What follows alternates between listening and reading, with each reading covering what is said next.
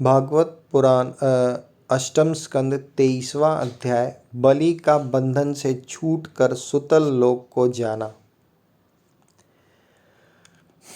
श्री सुखदेव जी कहते हैं, जब सनातन पुरुष भगवान ने इस प्रकार कहा तो साधुओं के आदरणीय महानुभाव दैत्यराज के नेत्रों में आंसू छलक आए। प्रेम के उद्रेक से उनका गला भर आया। वे हाथ जोड़कर गदगद वाणी से भगवान से कहने लगे। बलि ने कहा, प्रभु, मैंने तो आपको पूरा प्रणाम भी नहीं किया, केवल प्रणाम करने मात्र की चेष्टा भर की। इसी से मुझे वह फल मिला जो आपके चरणों के शरणागत भक्तों को प्राप्त होता है। बड़े बड़े लोकपाल और देवताओं पर आपने जो कृपा कभी नहीं की, वह मुझे जैसे नीच असुरों को सहज ही प्राप्त हो गई। श्री सुखदेव जी कहते हैं, परीक्षित, यों कहते ही बलि वरुण के पासों से मुक्त हो गए। तब उन्होंने भगवान ब्रह्मा जी और शंकर जी को प्रणाम किया और इसके बाद बड़ी प्रसन्नता से असुरों के साथ सुतल लोक की यात्रा की।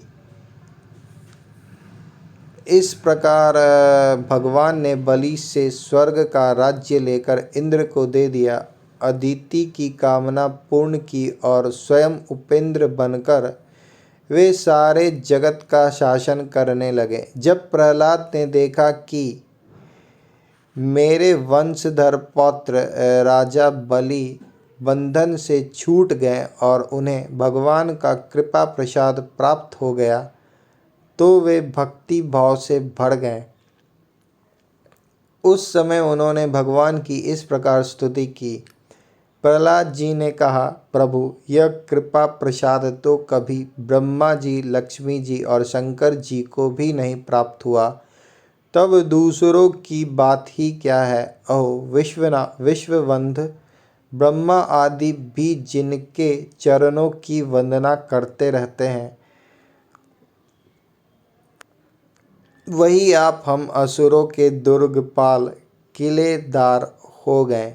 शरणागत वत्सल प्रभु, ब्रह्मा आदि लोकपाल आपके चरण कमलों का मकरंद रस सेवन करने के कारण सृष्टि रचना की शक्ति आदि अनेक विभूतियाँ प्राप्त करते हैं। हम लोग तो जन्म से ही खल और कुमार्गगामी हैं।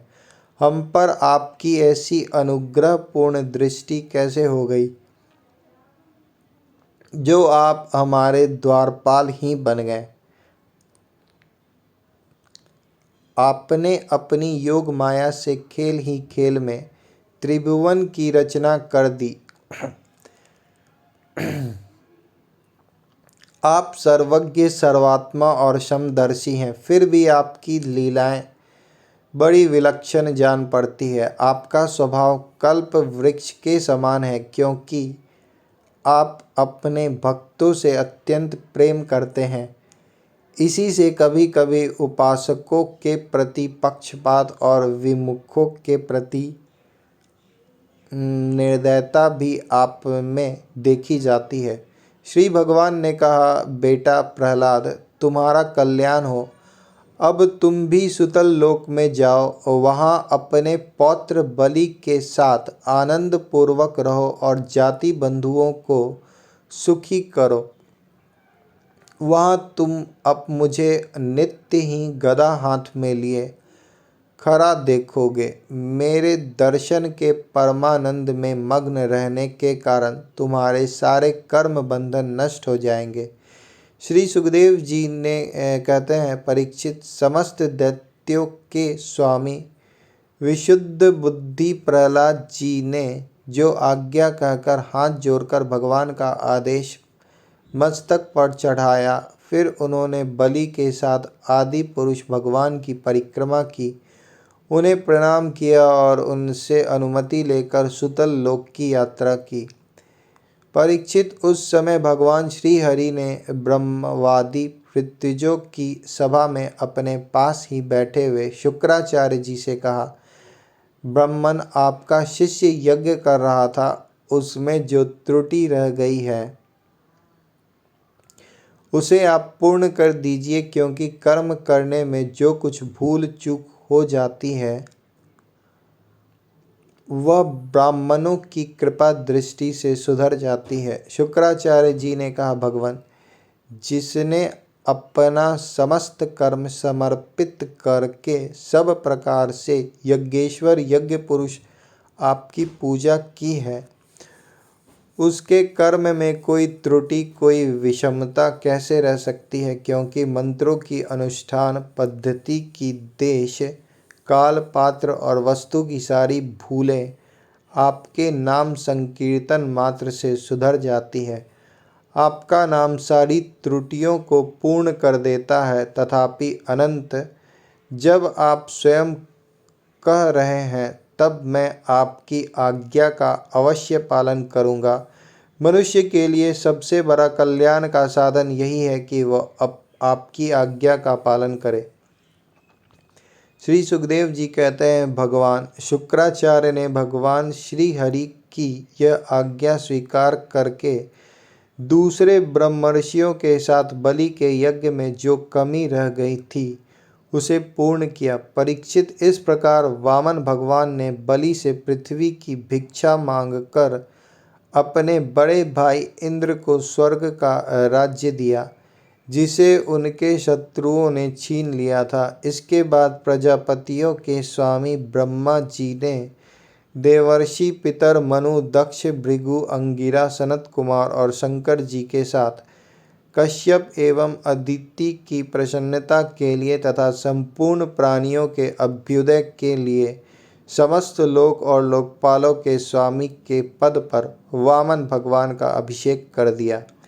परीक्षित, वेद, समस्त देवता, धर्म, यश, लक्ष्मी, मंगल, व्रत, स्वर्ग और अपवर्ग सबके रक्षक के रूप में सबके परम कल्याण के लिए सर्वशक्तिमान वामन भगवान को उन्होंने उपेंद्र का पद दिया। उस समय सभी प्राणियों को अत्यंत आनंद हुआ।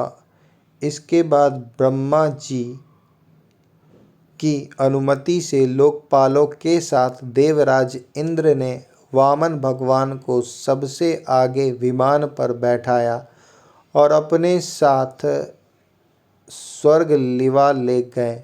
इंद्र को एक तो त्रिभुवन का राज्य मिल गया और दूसरे वामन भगवान के कर कमलों की छत्र छाया। सर्वश्रेष्ठ ऐश्वर्य लक्ष्मी उनकी सेवा करने लगी और वे निर्भय होकर आनंदोत्सव मनाने लगे। ब्रह्मा, शंकर, सनत कुमार, भृगु आदि मुनि, पितर, सारे भूत, सिद्ध और विमान रोही देवगण भगवान के इस परम अद्भुत एवं अत्यंत महान कर्म का गान करते हुए अपने अपने लोकों को चले गए और सब ने अदिति की भी बड़ी प्रशंसा की। परीक्षित, तुम्हें मैंने भगवान की यह सब लीला सुनाई। इससे सुनने वालों के सारे पाप छूट जाते हैं। भगवान की लीलाएं अनंत हैं, उनकी महिमा अपार है। जो मनुष्य उनका पार पाना चाहता है वह मानो पृथ्वी के परमाणुओं को गिन डालना चाहता है। भगवान के संबंध में मंत्र दृष्टा महर्षि वशिष्ठ ने वेदों में कहा है कि ऐसा पुरुष न कभी हुआ, न है और न ही होगा जो भगवान की महिमा का पार पा सके। देवताओं के आराध्य देव, अद्भुत लीलाधारी वामन भगवान के अवतार चरित्र का जो श्रवण करता है उसे परम गति की प्राप्ति होती है। देव यज्ञ, पितृ यज्ञ और मनुष्य यज्ञ किसी भी कर्म का अनुष्ठान करते समय जहाँ जहाँ भगवान की इस लीला का कीर्तन होगा वह कर्म सफलता पूर्वक संपन्न हो जाता है। यह बड़े बड़े महात्माओं का अनुभव है।